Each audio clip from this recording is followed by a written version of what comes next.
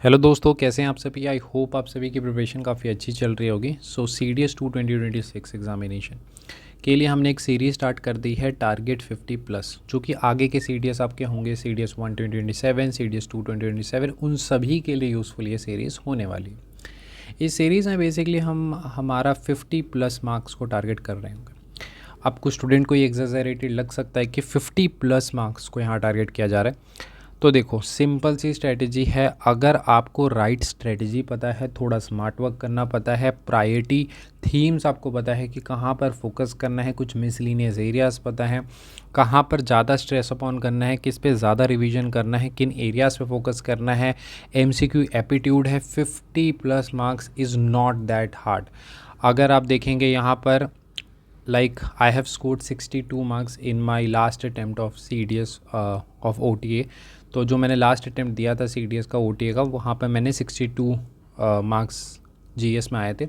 इसके अलावा भी अगर आप देखेंगे तो मैंने मल्टीपल टाइम CDS क्लियर किया है, बट बीच में मैंने 1-2 साल के लिए CDS देना बंद कर दिया था। रीज़न बहुत सिंपल है, because of the CAPF physical interview ये सब रहते थे, इस कारण से, बिकॉज मेरा थोड़ा सा इंक्लिनेशन CAPF की तरफ था। And I have clear CAPF thrice back to back, 2021 में, 2022 में, 2023 में। सो बैक टू बैक ही क्लियर किए हैं। सो वो चीज़ है। तो ये सारी चीज़ें इसलिए बताई जा रही थोड़ी क्रेडिबिलिटी के लिए कि हाँ, अगर मैं कर सकता हूँ तो ऑब्वियस है आप भी कर सकते हैं, उसमें कोई इतनी बड़ी बात नहीं है। ठीक है, अब देखो ये कैसे होता है। अभी तक अगर आप देखोगे ना कि CDS की जो तैयारी आप कर रहे हो, स्पेसिफिकली मैं GS की बात करूँगा, बिकॉज मुझे ऐसा लगता है GS इज़ माई फोर्टे। ठीक है, तो GS के रिगार्डिंग मैं अगर बात करूँ, थोड़ा सा आपकी जो प्रिपरेशन की स्ट्रेटजी है वो ओल्ड स्कूल है, थोड़ा सा ऑर्थोडॉक्स बेसिकली कह सकते हैं कि ऑर्थोडॉक्स है, थोड़ा ओल्ड स्कूल टाइप से आप प्रिपेयर कर रहे हैं। कैसे, जो आप पढ़ के जाते हैं, अगर आपने नोटिस किया हो, वो 60% सिलेबस का आप प्रिपेयर करके जाते हैं। पहली चीज़ तो यही है, यानी आप 40% तो छोड़ के ही जा रहे हैं। जो आपके मार्क्स आते हैं वो 60% से आते हैं। जो आपको नया नया लगता है वो 40% वो नया वाला पार्ट होता है। तो आपको लगता है कि क्योंकि आपने उसके लिए प्रिपेयर ही नहीं किया, इस कारण से आपको फील होता है कि 60% ही क्वेश्चंस जो हैं वो पढ़े पढ़े लगते हैं और 40% आपको बिल्कुल नया फील होता है। एंड दूसरी चीज़ कि इनमें भी क्योंकि आपकी एक्यूरेसी उतनी बेहतर नहीं बन पाती 60% में, बिकॉज ऑब्वियस है हर कुछ पहले तो याद नहीं रह सकता, ह्यूमनली ये पॉसिबल नहीं है कि सारी चीज़ें याद हो। बट मोर इम्पॉर्टेंट है कि आपको प्रायोरिटी नहीं क्लियर है कि कौन कौन से एरिया से फोकस करना है, कौन कौन से थीम्स हैं जहाँ से क्वेश्चंस बन रहे हैं, वो आपको क्लियर नहीं है। हिस्ट्री, पॉलिटी, ज्योग्राफी ये करते तो आप हैं, लेकिन इनके जो एरियाज़ हैं आप मोनोटोनस तरीके से एक बुक उठाया, कवर टू कवर कर रहे हैं स्टार्टिंग टू लास्ट, वो स्ट्रेटजी नहीं होनी चाहिए। देयर आर UPSC के काफ़ी सारे फेवरेट थीम्स हैं, अगर आप उन थीम्स पे काम करोगे तो 60-70% क्वेश्चन तो वहीं से आ जाएंगे। जो थीम्स होते हैं, कुछ प्रोबेबल टॉपिक्स होते हैं, जैसे अगर आज की ही वीडियो की बात करें तो हम 11 टॉपिक में पूरे मॉडर्न हिस्ट्री को कवर कर लेंगे। तो मॉडर्न हिस्ट्री के जितने भी क्वेश्चन बनेंगे, majority of the question in 11 topics में हो जाएंगे। और आप जैसे देखेंगे आज हम वॉर वाला टॉपिक लेंगे, तो इस सेशन में भी हम बेसिकली यही फोकस कर रहे हैं कि क्वेश्चंस तो हम देख ही रहे होंगे, उसके पीछे के लॉजिक, ये सारी चीज़ों को तो देखेंगे ही, लेकिन साथ में हम आपको कंटेंट भी प्रोवाइड करेंगे। तो सारी चीज़ें इसमें भी हमने बहुत सारी चीज़ें साइंटिफिकली डिज़ाइन की। आप कंटेंट भी देखेंगे, हमने टोटल 8 पेज का कंटेंट बनाया, जिसमें से जो स्टार्टिंग के 3 पेजेस हैं वो रिवीजन सीट्स हैं, यानी कि लास्ट में जब आप रिवाइज़ कर रहे होंगे तो वहाँ पे ये पूरा 8 पेज ना रिवाइज़ करके ये 3 पेज को रिवाइज़ करेंगे। तो ये जो स्ट्रैटेजी है कि लास्ट में बल्कि नहीं होने चाहिए, लास्ट में पूरे GS के नोट्स 100-150 पेज के होने चाहिए, जहाँ से आप सारी चीज़ों को रिवाइज़ कर रहे होंगे। तो इस तरीके से जब आप अप्रोच करते हैं, जो इंपॉर्टेंट थीम्स हैं उन पे काम करते हैं, तो आपके लिए चीज़ें आसान हो जाती हैं। इसके अलावा बचता है 40% ऑफ द एरिया। 40% एरिया कौन सा है जिसके लिए आप प्रिपेयर नहीं करते हैं, जिसे हम मिसलिनियस, या मैं उसे 1 डे या 2 डे टॉपिक्स के रूप में देखता हूँ। जैसे कि इंटरनेशनल रिलेशन का अगर थीम पकड़ें तो international protocols, international conventions, international आपके ऑर्गेनाइजेशंस, तो ये सारे हो गए। इसके अलावा आप गवर्नमेंट स्कीम्स की बात कर सकते हो। इन सभी टॉपिक पे आप देखोगे 2 से 3 सवाल गवर्नमेंट स्कीम से, तो even 4 to 5 questions are being asked. तो आप इनको नहीं करते हैं, इवन इकोनॉमिक्स में भी अगर देखें बजट, इकोनॉमिक सर्वे, ये सारे एरियाज़ हाई प्रायोरिटी एरियाज़ हैं, यहाँ से क्वेश्चन ज़्यादा बनते हैं। और ये ऐसे एरियाज़ हैं जो 1 से 2 दिन में प्रिपेयर होते हैं और यहाँ से 2 से 3 सवाल बनते हैं। आप लगे पड़े हैं पॉलिटी में, मैं ये नहीं कह रहा कि पॉलिटी ये सब भी करना है तो स्मार्टली करो, ज्योग्राफी करना है तो स्मार्टली करो, हिस्ट्री करना है तो स्मार्टली करो, और बाद में ये मिसलिनियस पे भी काम करो, क्योंकि आप एग्ज़ाम देने जा रहे हो तो आपको 100% की तैयारी करनी है, ना कि 60% की। आपने देखा होगा कॉलेज के टाइम पे हम 10 to 20% ऑफ द सिलेबस करते थे, वहाँ से 80% ऑफ द क्वेश्चंस आते थे, और 80% सिलेबस करने के बाद 20% क्वेश्चंस आते थे। तो अब दिक्कत ये है कि ये वाले एरियाज़ कोई आपको बता नहीं रहा, आपको कोई मिसलिनियस करा नहीं रहा, मिसलिनियस का कंटेंट नहीं दे रहा, आपके लिए वहीं दिक्कतें आ रही हैं, क्योंकि आपको पढ़ाया भी जा रहा है ओल्ड स्कूल तरीके से, आप पढ़ भी रहे हैं ओल्ड स्कूल तरीके से, तो थोड़ा सा उसे चेंज करने की ज़रूरत है, और वो हम करवा रहे होंगे। इस टारगेट 150 सीरीज़ में हमारा फोकस ये 10 to 20% एरिया पर होगा, फर्स्ट थिंग। सेकंड, हम उन मिसलिनियस एस्पेक्ट को टैकल करेंगे। यही रीज़न है, आप देखिए CDS में, ऑल्दो हम CDS की प्रिपरेशन नहीं कराते हैं, अब आपको हेल्प करेंगे।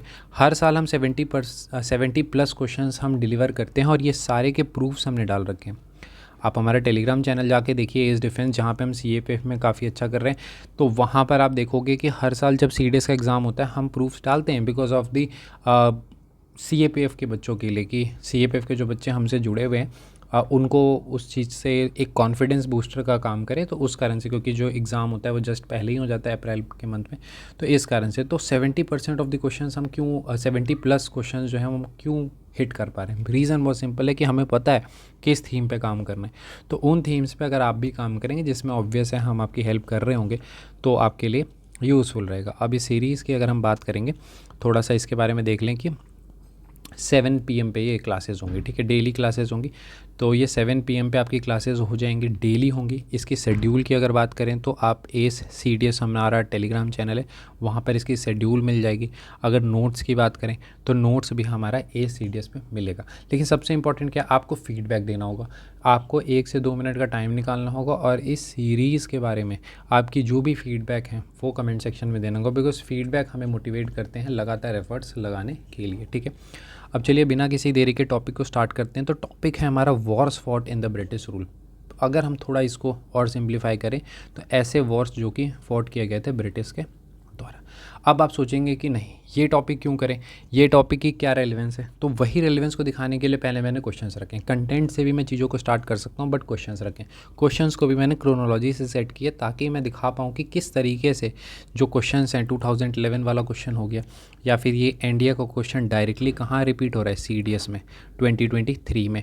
तो आप देखेंगे as it is questions are being repeated, ये साल बाई आपसे पूछा गया और एज इट इज़ ये पूछा गया है, एज इट इज़ जो बोलते हैं वो रिपीट। इसके अलावा भी मैं आपको क्वेश्चन दिखा दूंगा कि किस तरीके से एक ही टॉपिक से रिपीट भी होते हैं, और होलिस्टिकली जब आप पूरे टॉपिक को कंप्लीट कर लेते हैं तो आपके लिए चीज़ें आसान हो जाती हैं। जैसे अगर पहले क्वेश्चंस को हम देख लेते हैं, आपसे पूछा गया है ट्रीटी ऑफ मद्रास, किस वॉर के एंड में हमारा ट्रीटी ऑफ मद्रास हुआ था। मैं आपको चीज़ों को लॉजिक से कराऊंगा, बिकॉज मेरा मकसद ये होता है कि फैक्ट्स भी हैं तो क्लास में याद होने चाहिए, कॉन्सेप्ट भी हैं तो वो क्लास में समझ आ जाने चाहिए। तो हमने यहाँ पर देख रखा है कि मैसूर में M और थर्ड जो मैसूर वॉर होता है S। और अगर आप फोर्थ की बात करेंगे तो फोर्थ को कि लास्ट था तो उसमें कोई भी ट्रीटी नहीं होती है। तो M से हमारा होता है मद्रास, ठीक है, N से होता है मैंगलोर, ठीक है, इसके बाद श्रीरंगपट्टनम, ठीक है। अब आप देखोगे कि कन्फ्यूज़न हो सकता है MM, तो यहाँ पे देखो D, यहाँ पे देखो N, तो D पहले आता है तो मद्रास पहले, ये तो हमारा ये हो जाएगा। इसके अलावा भी जब मैं ये कराऊंगा एक्सले, चापले, पुडुचेरी, तीसरे वाले का होता है हमारा पेरिस। तो इस तरीके से मैं सारी चीज़ें, अभी तो जस्ट ये ग्लिम्स है, पूरे लेक्चर आप देखेंगे तो सारी चीज़ें आपके लिए क्लियर हो जाएंगे। तो आपके लिए ये सारी चीज़ें क्या हो जाती हैं, फिर केक वॉक हो जाती हैं। अब जैसे यहाँ पे साल बाई है तो बहुत ही सिंपल है, आप यहाँ पर मैं सारी क्रोनोलॉजी से चीज़ें कराऊंगा कि सूरत की बात कर लो, Purandar, treaty of Surat, treaty of Purandar, treaty of Vadgaon होता है, फिर साल बाई होती है। ये सारे ही जो ट्रीटीज़ हैं वो हमारा मराठा फर्स्ट वॉर से रिलेटेड है, क्योंकि एक को बाद में तोड़ा जा रहा था, फिर दूसरा साइन किया जा रहा था, फिर दूसरे को तोड़ा जा रहा था, फिर तीसरा साइन किया जा रहा था। तो ये ऐसे करके सीरीज़ चली है। इसके बाद बसेन, देवगांव, ये सब सेकंड में आएगा। तो ये सारी चीज़ों को हम बहुत ही डिटेल में कर रहे होंगे। अब जैसे यहाँ जैसे ही आपको फोर्थ मैसूर पर दिखेगा, वो काटेंगे कि भैया ये इसमें तो कोई ट्रीटी ही नहीं हुई है, तो आखिरी था। तो इस तरीके से मैं थोड़ा लॉजिक वे में भी चीज़ों को कराऊंगा, और यही क्वेश्चन एज इट इज़ हमारा CDS में भी रिपीट हुआ है, तो वो चीज़ को भी समझना है। अब देखो यहाँ पे यानडुबू है, ये ट्रीटी भी आपसे पूछा गया, ये भी हम बहुत ही अच्छे से डिस्कस करेंगे, ठीक है। सो ये भी होगा। इसके बाद फिर देखो एंग्लो मराठा वॉर से क्वेश्चन आया कि इसका रिजल्ट पूछा गया। आप एक चीज़ नोटिस करोगे कि मैसूर, हम इसे भी जैसे जो टॉपिक हम कर रहे हैं उसमें भी हम थोड़ा प्रायोरिटी कर सकते हैं कि मैसूर हो गया, हमारा मराठा हो गया, या फिर जो बाहर के वॉर्स लड़े गए, अफ़गान वॉर्स हो गए, बर्मा की वॉर हो गई, तो उन सभी से रिलेटेड क्वेश्चन ज़्यादा आए, तो हमारा फोकस भी उन्हीं पे होगा, यानी प्रायोरिटी जो टॉपिक्स हैं उनमें भी हम और प्रायोरिटी पे जाएंगे। This is the question of the Carnatic episode, ठीक है। तो कार्नेटिक का है ये, तो ये भी हम देखेंगे। इसके बाद देखो यहाँ पे क्रोनोलॉजी, ये सारे क्रोनोलॉजी आपके लिए हो जाएंगे केक वॉक। यस, बिकॉज मैं आपको उस तरीके से चीज़ें करवा रहा हूँ कि कार्नेटिक वॉर के जितने भी आपके होंगे वो सारे ही आपके लिए क्या हो जाएंगे, केक वॉक हो जाएंगे। रीज़न बहुत सिंपल है कि हम इसमें थोड़ा सा लॉजिक से चीज़ों को समझने की कोशिश करेंगे। मैं थोड़ा सा आपके जो आपका नॉलेज है उसमें थोड़ा सा वैल्यू एडिशन करूँगा, तो ये कंटेंट इनरिचमेंट रिवीजन पर्पस से भी ये सीरीज़ बहुत ज़्यादा रेलिवेंट हो जाएगी। इसके अलावा देखो यहाँ पे भी आपसे पूछा गया है कि इसमें से कौन सी पीरियड सही है, तो आप देखो यहाँ पे मराठा, मैसूर, बर्मा, सिख, तो जो वॉर्स हम करने वाले हैं वही सारों पे आपको ज़्यादा फोकस यहाँ पे देखने के लिए मिलेगा। अगला भी क्वेश्चन देखो, मराठा वॉर, बर्मीज, तो यही सारे हैं जो आपसे पूछे गए हैं, ठीक है। अब जैसे देखो ये क्वेश्चन हमारा CDS का पूछा हुआ है, जितना हमें नॉलेज है, क्या हमने मराठा में सालबाई नहीं देखा, क्या हमने थर्ड कार्नेटिक में हमने क्या देखा था, MMS, तो हमारा श्रीरंगपट्टनम नहीं देखा, क्या मैसूर में हमने मैसूर में हमने क्या MMS हमने मैसूर में नहीं देखा यहाँ पर। इसके बाद कार्नेटिक में हमने पेरिस नहीं देखा था, कार्नेटिक में क्या बोला था, एक्सले, चापले, पुडुचेरी, पेरिस। अगर अभी याद नहीं हो रहा कोई बात नहीं, सारी चीज़ें याद होंगी, क्लास अभी स्टार्ट नहीं हुई है, अभी मैं जस्ट आपको दिखा रहा हूँ कि किस तरीके से हो रहे हैं। तो जो एक क्वेश्चन की सिर्फ इन्फॉर्मेशन दी है उसी से आप इसका आंसर तक पहुँच रहे हैं। तो आप ये चीज़ को समझिए कि इस सीरीज़ की कितनी रेलिवेंस होगी जब आप कंटेंट को बहुत ही सिस्टमेटिक मैनर में, एक वेल ऑर्गेनाइज्ड मैनर में कर लेंगे, तो आपके लिए चीज़ें कितनी आसान हो जाएगी। This is the question of CDS 1 2023। देखो फर्स्ट एंग्लो मराठा और कौन सा है, treaty of Salbai, as it is repeated question है ये, एज इट इज़, तो इसी को बोलते हैं। इस तरीके से जब आप चीज़ों को करते हैं, बहुत सारे क्वेश्चन हैं आप देख सकते हैं आराम से, तो चीज़ें आपके लिए बहुत आसान हो जाएंगी। तो वही चीज़ मैं समझाना चाह रहा हूँ with the help of the question. तो इसमें हम कीवर्ड्स जितने भी हैं वो देख लेंगे, की ऑब्जेक्टिव्स और उनके जितने भी कॉजेज़ हैं वो, इसके मेजर आउटकम्स क्या निकले, इम्पैक्ट क्या रहा। CDS एंड CAPF के लिए इक्वली ये जो सीरीज़ है वो रेलिवेंट आपकी रहने वाली है, ठीक है। सो बिफोर मूविंग अहेड, हमें सबसे पहले पहला टॉपिक हमें क्या करना चाहिए, क्रोनोलॉजी, बिकॉज क्वेश्चंस जो बनेंगे वो क्रोनोलॉजी से बनेंगे। तो आप देखेंगे यहाँ पे क्रोनोलॉजी आपको बहुत ही बेहतर तरीके से दे रखी है, ठीक है, जो हम बहुत ही लॉजिकल वे में करेंगे।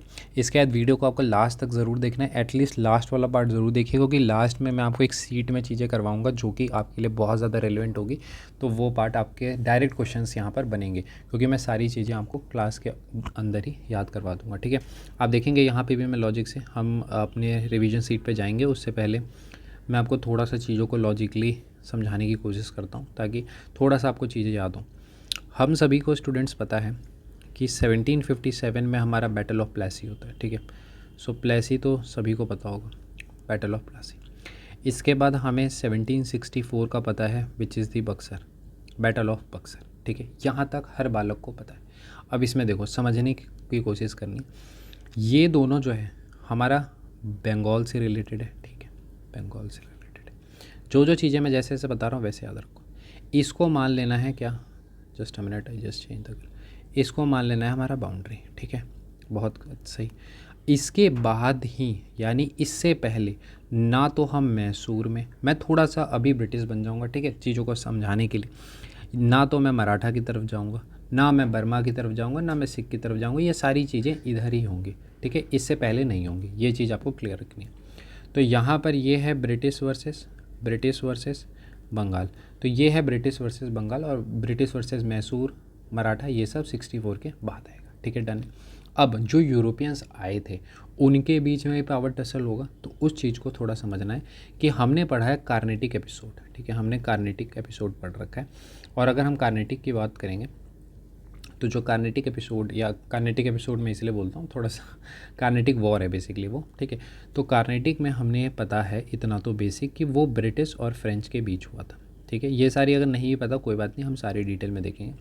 तो हमें ये याद रखना है कि दो कार्नेटिक 1, कार्नेटिक 2 प्लासी से पहले, और एक कार्नेटिक प्लासी के बाद, फर्स्ट और सेकंड कार्नेटिक, और थर्ड, फर्स्ट और सेकंड हमारा प्लासी से पहले और ये इसके बाद, डन है यहाँ तक। इसके अलावा यहाँ पर अगर हम देखेंगे तो यहाँ पर हमारा पहला जो बैटल बहुत पहले हुआ था 1612 में, उसे हम कहते हैं बैटल ऑफ स्वाली। ठीक है, battle of Swally. Battle of Swally जो हुआ वो भी दो यूरोपियन पावर्स के, ब्रिटिश पोर्टुगीज़ के साथ लड़ेंगे, ब्रिटिश पोर्टुगीज़ के साथ लड़ेंगे। ठीक है, और एक वैसे क्रोनोलॉजी में, वैसे ये 1759 में हुआ, अगर इसकी क्रोनोलॉजी देखोगे तो इस थर्ड कार्नेटिक के बीच में आता है, बट वैसे क्रोनोलॉजी में बाद में होगा क्योंकि ये 1758 में ही स्टार्ट हो गया। तो आप ऐसे ही याद रखें, क्रोनोलॉजी में कोई दिक्कत नहीं होगी। बैटल ऑफ बेदारा, बेदरा या बेदारा जो भी आप बोल लें, तो ये ब्रिटिश और डच, ब्रिटिश वर्सेस डच। ठीक है, डन है। अब आपके लिए चीज़ें हो गई बहुत ज़्यादा आसान। ठीक है, क्या समझना है सर? अगर मैं बात कर रहा हूँ, जस्ट अ मिनट, अगर मैं बात कर रहा हूँ प्लासी की, अगर मैं बात कर रहा हूँ बक्सर की, प्लासी और बक्सर के बीच में एक ही कार्नेटिक हुआ है, तीसरा। प्लासी से पहले दो कार्नेटिक, कार्नेटिक 1, कार्नेटिक 2, कार्नेटिक 1 एंड कार्नेटिक 2। पहला बैटल हुआ battle of Swally between British and Portuguese, और आखिरी जो इसके पहले की बात करेंगे तो बैटल ऑफ बेदार, ब्रिटिश और डच। क्या यहाँ तक चीज़ें क्लियर है? क्या अच्छे से समझ पा रहे हो कि 1757 में बैटल ऑफ प्लासी, उससे पहले दो कार्नेटिक वॉर, उसके बाद एक कार्नेटिक वॉर, एक उसके आगे बैटल ऑफ बेदारा, इन दोनों से एक पहले बैटल ऑफ स्वाली। ये बक्सर तक की कहानी है। इसके बाद ही हम मैसूर मराठा में जाएंगे। अब थोड़ा सा होगा टेस्ट। अब आप बताएंगे कि क्या इस क्लास को करने से पहले ये क्वेश्चन आपके सामने आता तो क्या आपके लिए वो चीज़ें आसान होती? नहीं होती।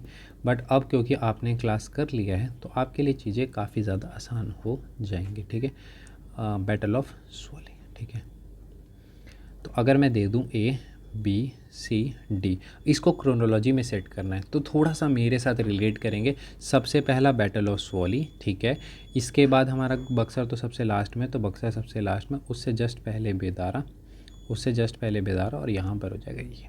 ठीक है, क्लियर है? यानी हमने देखा था, मेरे साथ रिवीजन भी आप कर सकते हैं। यहाँ पर है बैटल ऑफ प्लासी, यहाँ पर है बैटल ऑफ बक्सर, इसके बीच में यहाँ पर थर्ड कार्नेटिक वॉर, इससे पहले दो कार्नेटिक, फर्स्ट कार्नेटिक सेकंड, और एक हमारा स्वाली से स्टार्ट होगा, और यहाँ पर आएगा बेदारा। बेदारा में हमारा डच के साथ होगा, ब्रिटिश का, और यहाँ पर होगा पोर्टुगीज़ के साथ। ये तो हमारा फ्रेंच के साथ है ही। क्या ये क्लैरिटी आपके ब्रेन में बन पा रही है?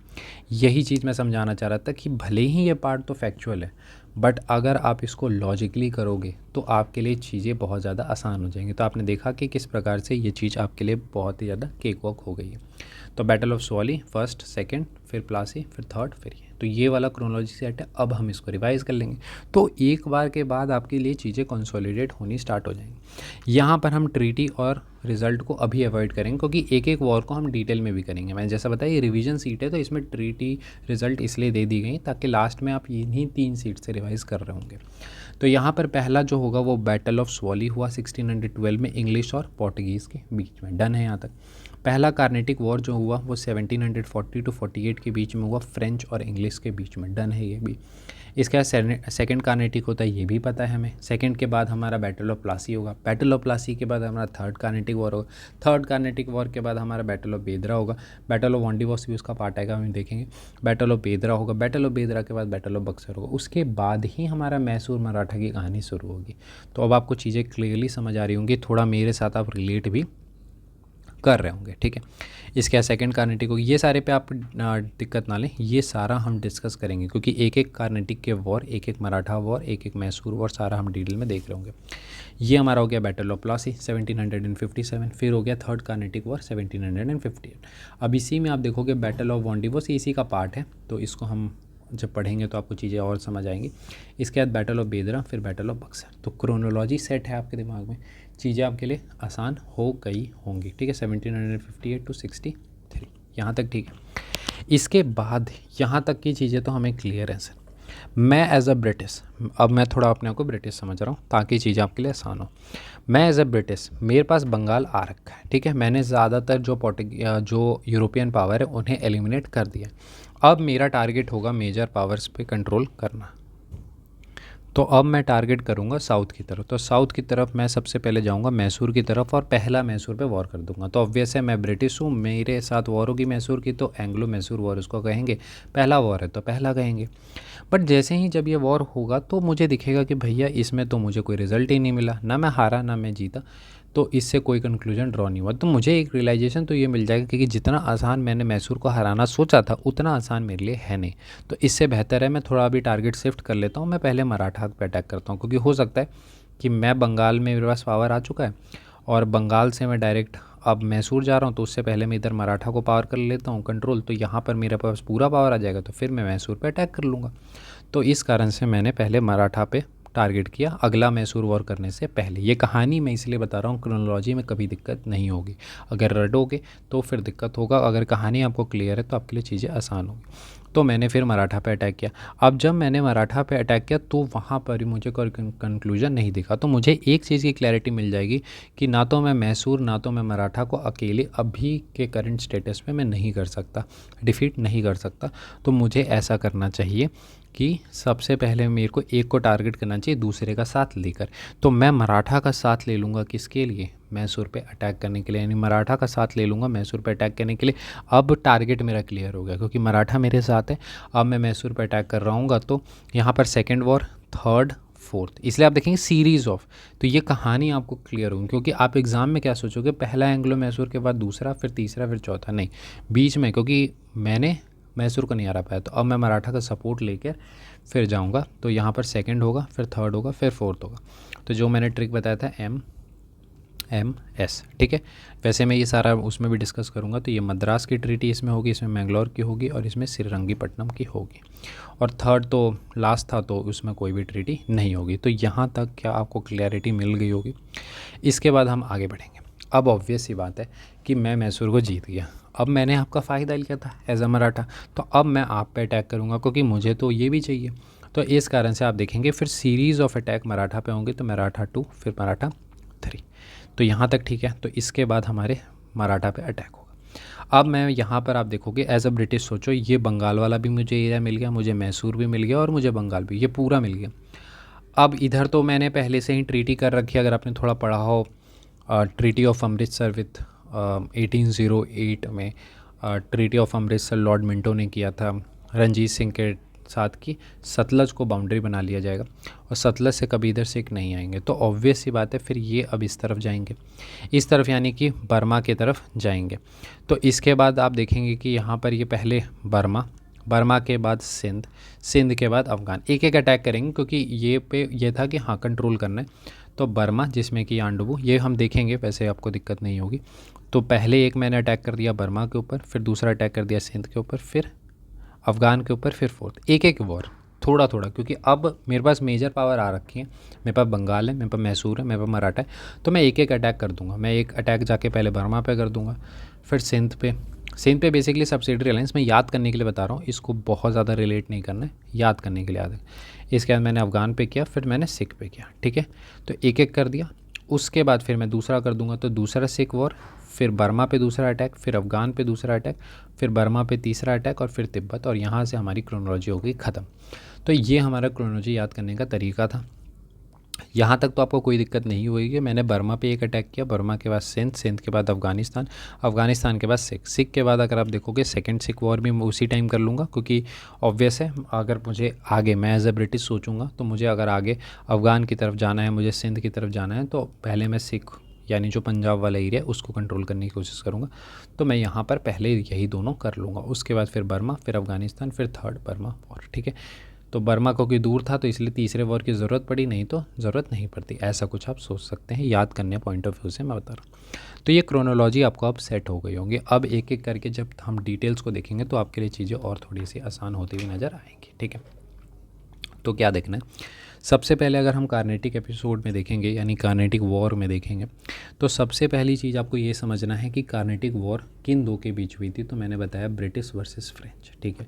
ये कार्नेटिक वॉर क्यों हुई थी, तो बेसिकली जो एंग्लो और फ्रेंच की राइवलरी यूरोप में चल रही थी फॉर ऑस्ट्रिया, ऑस्ट्रिया में वॉर ऑफ सक्सेशन हो रहा था कि ऑस्ट्रिया में बेसिकली अब आगे किसके सत्ता होगी, यानी कौन पावर में आएगा। तो उस कारण से वहाँ पर वॉर ऑफ सक्सेशन हो रहा था।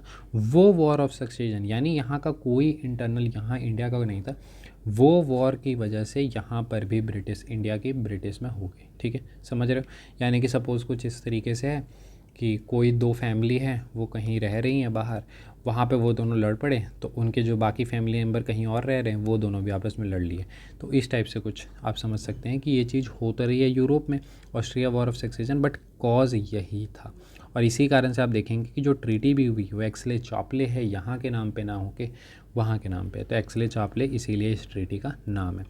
इस ट्रीटी में बेसिकली होता क्या है कि मद्रास जो है वो इंग्लिश को वापस मिल जाता है, यानी ब्रिटिश को मद्रास इसमें वापस मिल जाता है, और फ्रेंच को जो नॉर्थ अमेरिका की टेरिटरी रहती है वो उनको वापस दे दिया जाता है। यानी इंग्लिश को इस ट्रीटी में क्या मिलता है, मद्रास, और फ्रेंच को क्या इसमें मिलता है, नॉर्थ अमेरिका। ठीक है, नॉर्थ अमेरिका की कुछ territory, not complete north America. और इसमें अब देखो वॉर्स हमारे लिए इंपॉर्टेंट हो जाएंगे, हमारे लिए क्या है, वॉर्स इंपॉर्टेंट है। तो याद रखना, एक इसमें बैटल हुआ, इसका नाम है बैटल ऑफ सेंट थोमे। ठीक है, बैटल ऑफ सेंट थोमे। वैसे मैं अगर एग्जामिनेशन पॉइंट ऑफ व्यू से बताऊं तो आपके लिए चीज़ें बहुत आसान है।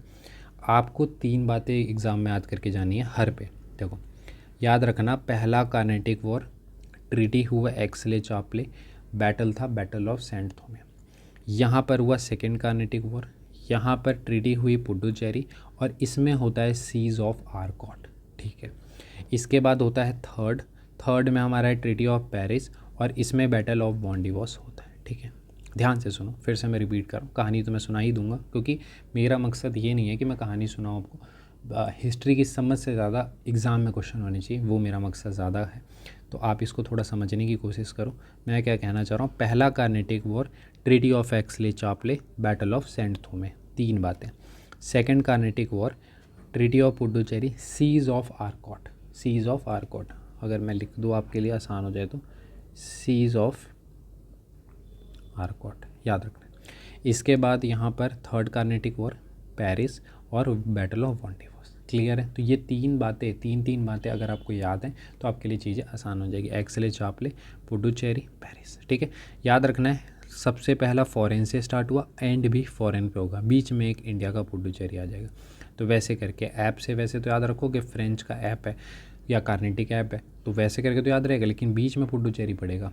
लास्ट हमने फॉरेन से ख़त्म किया और स्टार्ट भी हमने फॉरेन से किया था। ठीक है, तो ये भी हमारा फ्रेंच राइवलरी था। ठीक है, हमारे रीजनल डायनेस्टी के बीच में, तो इस वॉर में ये भी इनकॉन्क्लूसिव ही था। ठीक है, इसमें बस एक मेन चीज़ था कि डुप्लेक्स को इसमें वापस बुला लिया गया था क्योंकि फ्रेंच को इसमें ज़्यादा थोड़ा सा लॉसेस हुए थे। इसके बाद आप देखोगे कि 7 ईयर्स वॉर हुए थे, यहाँ पे करेक्शन कर लेंगे, 1756 से 1763, ये सेम यूरोप में ही फिर से वॉर स्टार्ट हुआ।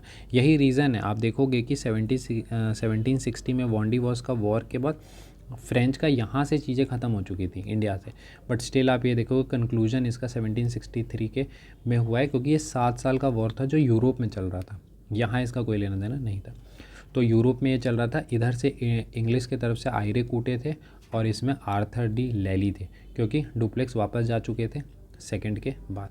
तो ठीक है, और ऑब्वियस है इसमें ये होना भी था क्योंकि आपको पता होना चाहिए कि 1757 में वो प्लासी जीत चुके थे इससे पहले, तो इससे पहले हमारा प्लासी भी हो रखा है। ठीक है, ये भी चीज़ क्लियर हो गई।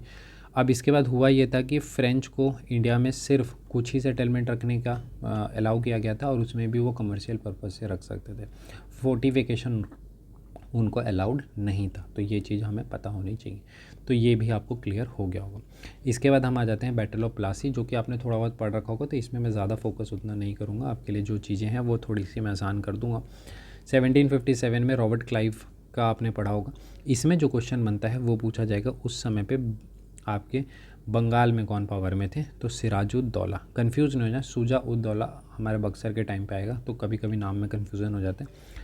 तो रॉबर्ट क्लाइव और सिराजुद्दौला, इसमें जो मीर जाफ़र है आपको पता होगा, स्टोरी भी आपने सुनी होगी, तो मीर जाफ़र ने बेसिकली बिट्रे कर लेते हैं, और इस कारण से कंप्लीट एक वॉर तो होती भी नहीं है, और ये जो रॉबर्ट क्लाइव है वो जीत जाते हैं।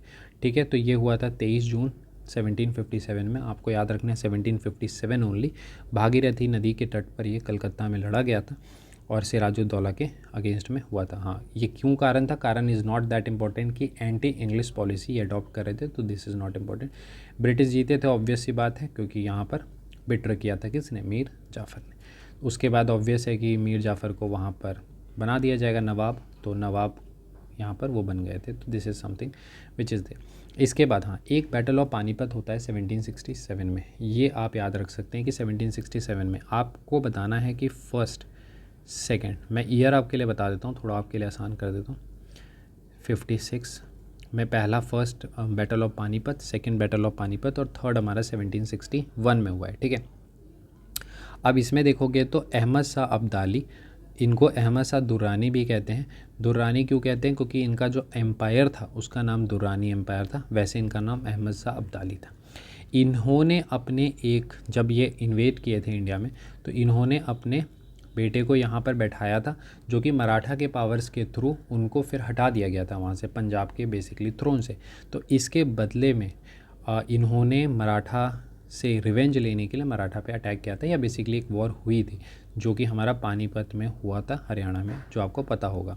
तो इसमें आप देखोगे कि इनका साथ शुजा उद दौला ने दिया था नवाब ऑफ अवध, और यही फिर बाद में। तो आप देखेंगे थोड़ी सी यूनिटी की कमी है, अगर एक जगह पे होती तो वो सारी चीज़ें थी, पहले रीजनल बेसिस पे ही चीज़ें चल रही थी, वो तो आपको पता ही होगा।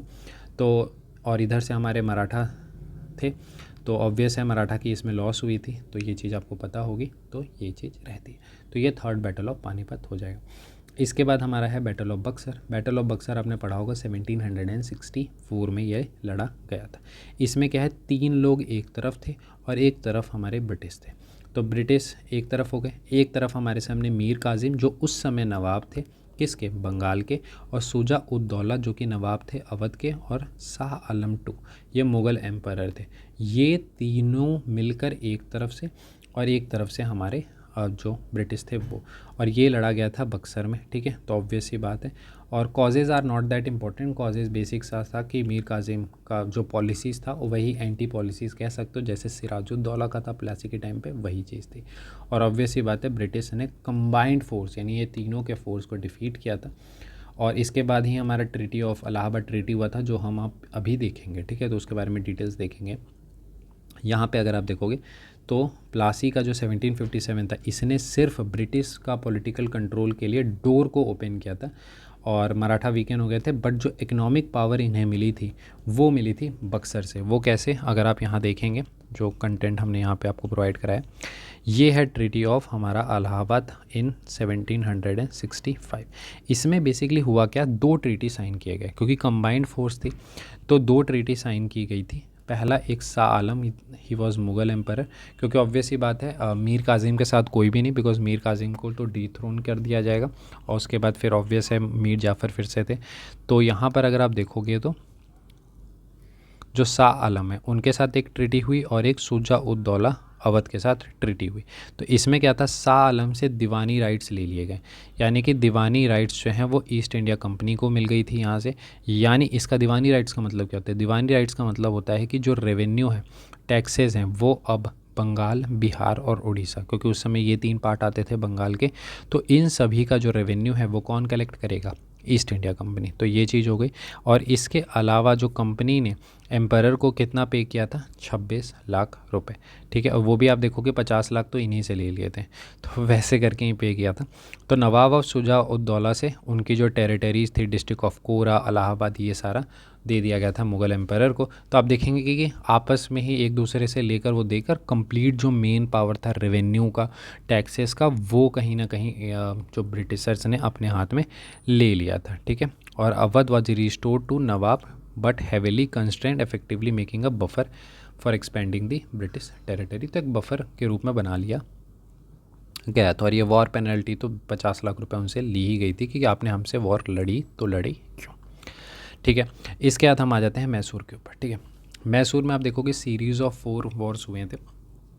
हमने ट्रीटी के बेसिस पे देख रखा है MMS, ठीक है। तो ये हमारी थी सीरीज़ ऑफ ट्रीटीज़। मद्रास पहला हमने देख लिया था, मद्रास, मैंगलोर और श्रीरंगपट्टनम। इसमें आप देखोगे कि मैं पूरी कहानी नहीं पढ़ूंगा, बिकॉज ऑब्वियस सी बात है ये हम थोड़ा सा क्रैश कोर्स टाइप की भी चीज़ें लेंगे। तो मैं आपको जो मेन है वो बता देता हूँ कि इसमें बेसिक हो क्या रहा है कि जो हैदर अली थे उन्होंने निज़ाम को और मराठा को अपने साइड ले लिया था। तो ये 3 इनके साइड आ गए थे। इस कारण से आप देखोगे यहाँ पर रिज़ल्ट में हैदर अली इन्होंने बुला लिया था, इस कारण से इसमें विक्ट्री आपको देखने के लिए मिली, किसकी? मैसूर की। तो इस कारण से आप देखोगे लास्ट में ट्रीटी ऑफ मद्रास हुई थी 1765 में, ठीक है। तो इसमें यही चीज़ है, फिर से समझ लीजिए। पहले मैसूर वॉर में क्या हो रहा है, मराठा, निज़ाम और मैसूर, ये तीनों लड़े किसके अगेंस्ट हैं? ब्रिटिश के अगेंस्ट में। ऑब्वियस ये 3 पावरफुल थे उस समय, तो ये 3 विक्टीरियस हुए, तो यहाँ पे विक्ट्री इन्हें मिली। ये पहला था और बाद में ट्रीटी हुई ट्रीटी ऑफ मद्रास, ठीक है। इसके बाद हमारा हुआ second Anglo Mysore war. Second Anglo Mysore war में सेम कंडीशंस हुई थी, बट इस समय क्या हुआ था, लास्ट में जो है चीज़ें थोड़ी सी पलट गई थी, यानी कि जो मराठा है निज़ाम है उन्होंने ब्रिटिश का साथ दिया था, तो ऑब्वियस है अब वो उस तरफ विक्ट्री होगी। और इसमें जो ट्रीटी ऑफ मैंगलोर साइन किया गया था, तो ये चीज़ आपको पता होनी चाहिए, ठीक है। ये इसलिए मैं विक्ट्री किस में किसकी हुई है बता रहा हूँ, बिकॉज आपने देखा एक बार मराठा वाला पूछ लिया गया, तो आपको पता होना चाहिए, ठीक है। इसके बाद हमारा हुआ थर्ड, जिसमें कि टीपू सुल्तान भी लड़े थे। इसका बेसिक रीज़न ये था, अगर आप देखेंगे कि रीज़न के बेसिस पे कि फ्रेंच की हेल्प वो ले रहे थे, यानी कि जो टीपू सुल्तान थे वो अपनी आर्मी को बेहतर करने के लिए वो फ्रेंच की हेल्प ले रहे थे। तो कहीं ना कहीं ब्रिटिशर्स के लिए वो था कि फ्रेंच की अगर हेल्प लेंगे फिर धीरे धीरे पावरफुल हो जाते हैं, तो उनके लिए थोड़ा सा चैलेंजिंग होगा, इस कारण से उन्होंने अटैक किया था फिर। और उसके बाद इसमें देखेंगे ये कॉर्नवालिस के टाइम पे हुआ था, ये वाला मैं आपको लास्ट में कराऊंगा तो कोई दिक्कत नहीं है, गवर्नर जनरल को सारे एक साथ कराऊंगा, क्योंकि मैं बार बार ये बता रहा हूँ कि जहाँ पर जो चीज़ लॉजिकल है जिससे क्वेश्चन बनेंगे उसमें मैं स्पेसिफिक एम्फेसिस करूँगा, मैं ज़्यादा कहानी आपको उतने सुनाने में बिलीव नहीं करूँगा। तो इसमें आप देखेंगे ट्रीटी ऑफ सिरंगीपट्टनम हुआ 1792 में, तो ठीक है। इसके बाद 50% ऑफ द टेरिटरी जो है वो टीपू सुल्तान से यहाँ पे ले ली गई थी। एंड देन फिर लास्ट फोर्थ एंग्लो वॉर होता है, जिसमें कि टीपू सुल्तान की डेथ भी हो जाती है, और ऑब्वियस है फिर चीज़ें एंड हो जाती हैं, ठीक है।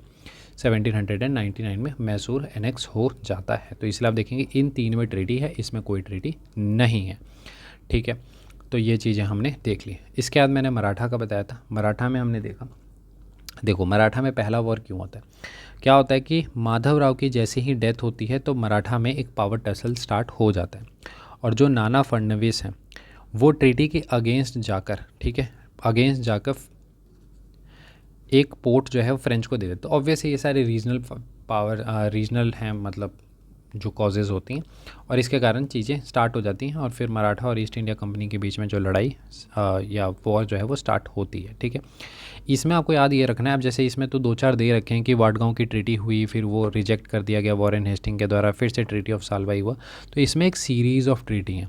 सीरीज़ ऑफ ट्रीटी का मतलब पहले ट्रीटी ऑफ सूरत हुआ था, यही सूरत की ट्रीटी है वो जो नाना फडणवीस ने फॉलो नहीं की थी। तो उसके बाद होता है पुरंदर की ट्रीटी, ठीक है, पुरंदर की ट्रीटी, और पुरंदर की ट्रीटी के बाद होता है हमारा वाडगांव की ट्रीटी, और वाडगांव की ट्रीटी के बाद होता है सालबाई की ट्रीटी। तो सूरत, पुरंदर, वाडगांव, सालबाई, तो ये 3 हमारे हो गए इससे रिलेटेड ट्रीटी, ठीक है। तो ये 4 ये जो हो गए वो हमारे हो गए एंग्लो मराठा वॉर से रिलेटेड। इसके बाद हमारा है सेकेंड एंग्लो मराठा वॉर। इसके बाद अगर इसमें देखोगे तो आपको पता होगा कि उस समय क्या था, मराठा कुछ हाउसेज में बटे हुए थे, जैसे सिंधिया, होलकर, भोसले, इस तरीके से हाउसेज थे। तो इन सभी हाउसेज के बीच में पावर टसल स्टार्ट हो गया, ऑब्वियस ही बात है पावर टसल स्टार्ट होगी। तो एक बैटल होता है, बैटल ऑफ पूना इन 1802। इस बैटल में क्या होता है कि जो होलकर्स होते हैं वो पेशवा और सिंधिया को हरा देते हैं। होलकर्स किसके अंडर लड़ते हैं, यशवंत राव होलकर के अंदर, नॉट इंपॉर्टेंट, जो याद करने वालों को मैं लास्ट में बता दूंगा, टेंशन आपको लेने की ज़रूरत नहीं है। तो होलकर, पेशवा और सिंधिया को हरा देते हैं। इसके बाद आप देखोगे बाजीराव टू जो थे वो यहाँ पर ट्रीटी ऑफ बसेन साइन कर लेते हैं, काइंड ऑफ सब्सिडरी अलायंस होता है। तो इसमें इंपॉर्टेंट आपके लिए क्या हो गया, ट्रीटी ऑफ बसेन। हमने देखा ट्रीटी ऑफ सूरत, मेरे साथ रिपीट करेंगे तो आपके लिए याद होगा, treaty of Surat, treaty of Purandar, treaty of Wadgaon, treaty of Salbai, ये 4 जो हैं, सालबाई बहुत इंपॉर्टेंट लास्ट, क्योंकि सालबाई था, सालबाई के साथ ही वो एंड हुई थी, ठीक है। तो ट्रीटी जो आखिरी एंड हो रही है वो सालबाई के साथ एंड हो रही है। तो सालबाई, सूरत, पुरंदर, वाडगांव और सालबाई, ये 4 ट्रीटी हो गई हमारी पहली मराठा की। और बसेन जो ट्रीटी है, ठीक है, जो हमारा बसेन वाली ट्रीटी है वो हमें याद रखना है कि सेकंड से रिलेटेड, ठीक है। तो इसमें हमारा बेसिकली ये सारे थे, और सिंधिया और भोसले जो थे उन्होंने ये ट्रीटी को नहीं माना था, ठीक है। So they did not accepted this treaty, और इस कारण से हमारा एंग्लो मराठा वॉर हुआ, ठीक है। ध्यान से फिर से समझ लेंगे, एक बार मैं थोड़ा सा रिपीट कर देता हूँ आपके लिए, थोड़ी सी पिक्चर क्लियर हो जाएंगी। यहाँ पर देखो क्या हुआ, यहाँ पर माधवराव की डेथ हो गई है, पावर टसल स्टार्ट हो गया है। इसके बाद जो ट्रीटी ऑफ सूरत हुई थी उसके बाद राणा फडणवीस ने फ्रेंच को पोर्ट दे दिया। अब इसके कारण क्रिएट हो गया ब्रिटिश का अटैक करने के ऊपर, और इसके कारण से आप देखेंगे ब्रिटिश ने अटैक किया। और उसके बाद फिर हमारा लास्ट में ट्रीटी ऑफ वाडगांव हुआ, जिसको वॉरेन हेस्टिंग ने रिजेक्ट किया। उसके बाद ट्रीटी ऑफ सालबाई हुआ। तो इस तरीके से चीज़ें होती हैं। फिर हमारा देखने के लिए मिलेगा सेकेंड एंग्लो मराठा वॉर। ये कब हो रहा है कि मराठा के हाउसेस के बीच में लड़ाई या फिर एक पावर टसल स्टार्ट हो गया है। और इस दौरान पर बैटल ऑफ पूना 1802 में होता है होलकर, जिसमें पेशवा और सिंधिया को हराते हैं। इस कारण से बाजीराव टू ने ट्रीटी ऑफ बसेन एक kind of subsidiary alliance sign कर लिया। लेकिन यहाँ पर आप देखोगे तो जो सिंधिया थे एंड भोसले, इनको एक्सेप्ट नहीं था कि मैं किसी के सब्सिडरी नहीं आऊँगा, मुझे कोई सब्सिडरी अलायंस नहीं आना है। तो इस कारण से आप देखोगे यहाँ पर हमें ये देखने के लिए मिलता है। और इसी में जैसे यहाँ पे ये वाली चीज़ नहीं दे रखी, आप इसको ऐड कर सकते हैं कि ट्रीटी ऑफ देवगन के साथ इसे एंड किया जाता है 1803 में। तो देवगन, ठीक है, ट्रीटी ऑफ देवगन के साथ इसे एंड किया जाता है। ठीक है, तो ये हमारा हो गया लास्ट, जो ब्रिटिश ने फिर से इन्हें हरा दिया था। इसके बाद हमारा लास्ट होता है एंग्लो मराठा वॉर 3, जो कि एक लास्ट ही था। ठीक है, तो इसका कोई चीफ रीज़न था बेसिकली कि पिंडारीज थे और पिंडारीज को मराठा का सपोर्ट था, तो इस कारण से वो अटैक स्टार्ट हुई एंड डेफिनेटली वो फिर फुल स्केल एक वॉर में कन्वर्ट हो गई और ये आखिरी वॉर होता है। ठीक है, तो यहाँ पर ये चीज़ें ख़त्म होती हैं। इसमें बैटल ऑफ कोरेगांव जो था वो भी लड़ा गया था। तो बेसिक सी चीज़ें, इसमें उतना कोई रेलिवेंट नहीं है।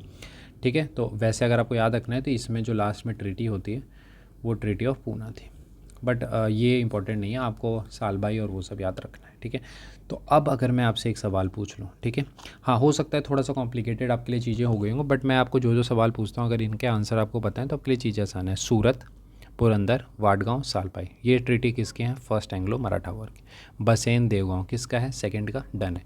इतनी चीज़ें पता हैं, आपके लिए चीज़ें आसान हो जाएंगी। बाकी आपको क्रोनोलॉजी तो पता ही है। ठीक है, now coming to the Sikh. Sikh में आप देखोगे तो दो हमारे हुए थे, सिख का 1 एंड सिख 2। ठीक है, यही हमारे लिए इंपॉर्टेंट है। तो जब हम एंग्लो सिख वॉर 1 और सिख 2 देखेंगे तो इसमें क्या था, रणजीत सिंह तक तो आपको ही पता है ट्रीटी ऑफ अमृतसर थी, रणजीत सिंह का हो गई डेथ। ठीक है, जैसे ही रणजीत सिंह की डेथ होती है तो ऑब्वियस है रशियन इन्वेजन के चांसेस थे और ये सारी चीज़ें थी। इस कारण से अगर आप देखोगे, और जो सिख थे उनका धीरे धीरे आप देखोगे कि कोर्ट में इन्फ्लुएंस बढ़ता जा रहा था। तो अब केस में क्या हुआ कि ब्रिटिश ऑब्वियस है उनको प्रोवोक करेंगे, और मैंने जैसा आपको बताया था कि ट्रीटी ऑफ अमृतसर में सतलज क्या बन रखी थी, बाउंड्री बन रखी थी। तो अगर सतलज हमारी बाउंड्री बन रखी है तो आप सतलज को क्रॉस नहीं कर सकते, बट सिख फोर्सेज ने सतलज को क्रॉस किया। ऑब्वियस है उन्हें फोर्स किया गया था क्रॉस करने के लिए, और ये एक उनको मिला चांस कि हाँ अब हम अटैक करेंगे। और ऑब्वियस है फिर सिख आर्मी वर्सेस ये होता है और ये हमारी जो फाइट होती है। ठीक है, और इसमें आप देखोगे जो मेन चीज़ होती है कि सिख को इसमें जो वॉर पेनल्टी के रूप में जम्मू को गुलाब सिंह को सोल्ड करना पड़ता है। तो ये एक इसमें इम्पॉर्टेंट फैक्ट है जो हमें याद होनी चाहिए। और सेकंड में आपको पता होना चाहिए कोहिनूर जो है वो ब्रिटिशर्स के पास चला गया था। तो ये हमारा सेकंड वाला रहता है। ठीक है, जो डलहौजी के टाइम पर ये सारी चीज़ें होती हैं तो नॉर्मल सा है। और इसमें बैटल होती है वो गुजरात है, ये गुजरात वो वाला नहीं है, चेनाब के पास एक रहता है तो वहाँ पर ही होता है। ठीक है, तो सिंपल सी बात है, इसमें कोई ऐसा खास नहीं है। ठीक है, क्योंकि जैसे इसमें देखो ये चीज़ आपको समझने वाली बात है कि इसमें जैसे जो बेसिक कॉजेज़ हैं वो आपको पता नहीं होने चाहिए। अब जैसे कि ईस्ट इंडिया के सिविल सर्विसेज को किल कर दिया गया था, ये सब कोई नहीं पूछेगा। मेन जो क्रक्स होता है वो हमें हमेशा फोकस करना चाहिए। आप इसलिए देखेंगे सिख पे उतने क्वेश्चंस आए भी नहीं हैं। अब जैसा मैंने आपको बताया था कि लास्ट में हम बात करेंगे कुछ इंपॉर्टेंट फैक्ट्स जिन पे क्वेश्चन आएंगे, वो है सर गवर्नर जनरल्स के ऊपर। अब ये पार्ट जिन्होंने मिस किया होगा फिर उनका क्वेश्चन मिस होगा, ऑब्वियस सी बात है, क्योंकि हमारा फोकस ही यही है कि जो क्वेश्चन जहाँ से बनेंगे उन पे हम फोकस कर रहे होंगे। तो फिर से हम लॉजिक से थोड़ा समझने की कोशिश करेंगे। ठीक है, तो सर हमने देखा, मैं थोड़ा क्रोनोलॉजी इसी के साथ हो जाएगा। पहला हुआ था मैसूर वॉर, मैसूर के बाद यहाँ पे हमारा मराठा वॉर होगा। ठीक है, तो फर्स्ट मराठा वॉर पहले यही हो जाता है। इसके बाद हमारा होगा सेकंड मैसूर वॉर, ये हो गया फर्स्ट, ये हो गया सेकंड। इसके बाद हमारा होता है थर्ड मैसूर वॉर। ठीक है, और इसके बाद हमारा होता है फोर्थ मैसूर वॉर। ये हो गया इस तरीके से। और इसी के बाद हमारा स्टार्ट होगा क्या, सेकंड। ये हमारी एक और टाइम लाइन है जो मराठा की चल रही है साथ साथ, सेकंड मराठा वॉर। और उसके बाद होगा थर्ड मराठा वॉर। ठीक है, क्लियर है, क्रोनोलॉजी में कोई दिक्कत नहीं होगी आई होप। मैं कहना चाह रहा हूँ फर्स्ट मैसूर वॉर, इसके बाद first Maratha war, second, third, fourth, फिर सेकंड मराठा, फिर थर्ड मराठा, यहाँ तक किसी को कोई दिक्कत नहीं होगी। तो अब आपको याद रखना है ये हुआ था सर क्लाइव के टाइम पर, ये हुआ था हमारा वॉरेन हेस्टिंग्स के टाइम पर। तो ऑब्वियस सी बात है मैं क्या कहना चाह रहा हूँ, वॉरेन हेस्टिंग्स के ही टाइम पर ये दोनों हुआ था। ठीक है, फर्स्ट मराठा भी और सेकंड मैसूर भी। डन है यहाँ तक। इसके बाद अगर आप देखोगे जो थर्ड हुआ वो हुआ कॉर्नवालिस के टाइम पर, और फोर्थ हुआ है वेलेस्ली के टाइम पर। अब आप देखोगे वेलेस्ली के ही टाइम पर हमारा ये भी हो रहा है, और यहाँ पर ये हुआ हेस्टिंग, लॉर्ड हेस्टिंग्स। क्या है? Lord Hastings. अब मेरे साथ रिपीट करो। क्लाइव के टाइम पे हुआ पहला मैसूर वॉर, सेकंड मैसूर और पहला मराठा वॉर इन हेस्टिंग्स के टाइम पर, कॉर्नवालिस के टाइम पर थर्ड मैसूर वॉर, और फोर्थ हुआ है वेलेस्ली के टाइम पर, और सेकंड मराठा भी इन्हीं के टाइम पर हुआ है, और हमारा हेस्टिंग्स के टाइम पर हुआ है हमारा थर्ड। तो क्या यहाँ तक क्लैरिटी है? तो इन्हीं से आपका सवाल बनेगा जो आपको पता होना चाहिए, ठीक है।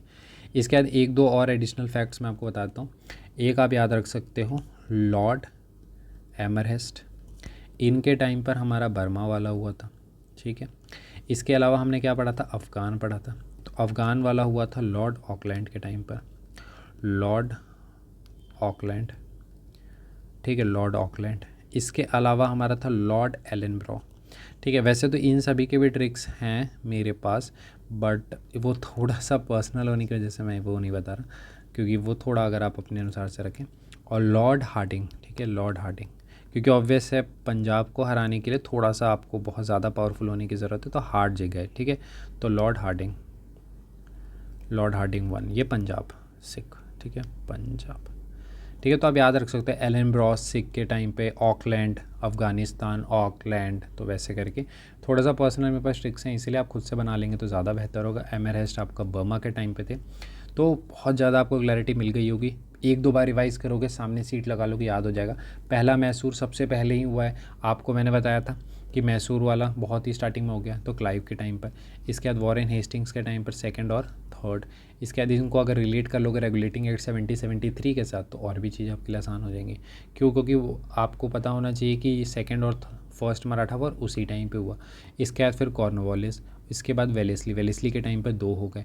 तो आप देखो, डब्ल्यू से वॉरेन, डब्ल्यू से वेलेस्ली, इन दोनों के टाइम पे 2-2 हो रहे हैं। वॉरेन हेस्टिंग के time second Mysore war, first, fourth Mysore war, ये इस तरीके से याद रखोगे ना, ईजी हो। लॉर्ड हेस्टिंग के टाइम पे ये, लॉर्ड एमरहेस्ट के टाइम पे बर्मा, इसके बाद लॉर्ड ऑकलैंड के टाइम पे अफगानिस्तान, लॉर्ड एलनब्रो के टाइम पे सिंध, और लॉर्ड हैडिंग 1 के टाइम पे पंजाब। तो overall you get the clarity. Overall आपने पूरा जो टॉपिक है उसको बहुत ही होलिस्टिकली कर लिया है। उम्मीद करता हूँ ये सेशन आपको अच्छा लगा। फीडबैक आप ज़रूर देंगे। PDF कहाँ मिल जाएगा? ACE CDS जो हमारा टेलीग्राम चैनल है उस पे मिल जाएगा। तो इस सीरीज़ को इसी प्रकार से फॉलो करते रहिए। इस सीरीज़ में हम स्टेप बाय स्टेप करके सारे ही टॉपिक्स को कवर करेंगे। आप खुद फील कर सकते हैं कि जिस तरीके से, जिस होलिस्टिक मैनर में हमने ये वाला टॉपिक हमारा वॉर को कवर किया है, जो भी रेलिवेंट एरियाज़ थे उनको कवर किया है, और अगर आप इनके PDFs को एक बार रिवाइज़ कर लेते हैं तो आपके लिए चीज़ें बहुत ज़्यादा आसान हो जाएंगी रियल एग्जामिनेशन में। अभी हमने इस पर भी क्वेश्चन नहीं डालते, इस पर भी क्वेश्चन आ रखे हैं CAP में, एंट्री टी पे भी हमने कुछ क्वेश्चंस आपके सैम्पल पर्पस से हमने आपको दिखाए थे। सो इस सीरीज़ को हम टिल एग्ज़ामिनेशन तक कंटिन्यू करेंगे, जिसमें जितने भी इंपॉर्टेंट रेलिवेंट आपके सभी सब्जेक्ट पे, चाहे पॉलिटी हो, चाहे हिस्ट्री, ज्योग्राफी, इकोनॉमिक्स, इन सभी में जो भी रेलिवेंट होंगे वो हम इसमें एंशेंट भी करेंगे, इकोनॉमिक्स भी करेंगे।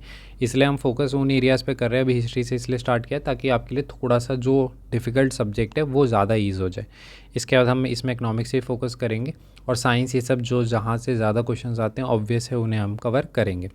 इसके अलावा जैसे मैंने बताया था कि 40%, 30 to 40% ऑफ द क्वेश्चन जो आपके मिसलेनियस एरिया से आते हैं, बीट इंटरनेशनल ऑर्गेनाइजेशन हो, इंटरनेशनल कन्वेंशंस हो, प्रोटोकॉल्स हो, वो भी हम इसमें कवर कराएंगे। तो इस सीरीज़ को आप फॉलो कर सकते हैं। जो भी आपके फीडबैक होंगे वो आप दे सकते हैं। और ये हमारा टेलीग्राम चैनल होगा ACE CDS, जहाँ पे इसकी आपको PDF मिल जाएगी। और ये सीरीज़ को आप अपने फ्रेंड्स के साथ शेयर कीजिए। मिलते हैं अगले वीडियो में। Thank you and have a nice day.